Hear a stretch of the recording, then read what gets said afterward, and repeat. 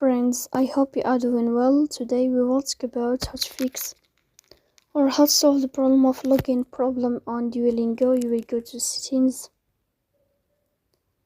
Here you will click on apps, default apps, app settings.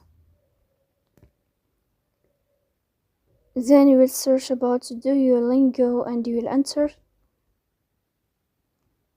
In this page of app info, you will click on first stop and you will click OK. Here you will enter to the window of storage. Then you will click on clear cache. Here we go to Play Store. You will search about Duolingo. If you find updates, then you will update your app. So please don't forget to support us by like and subscribe.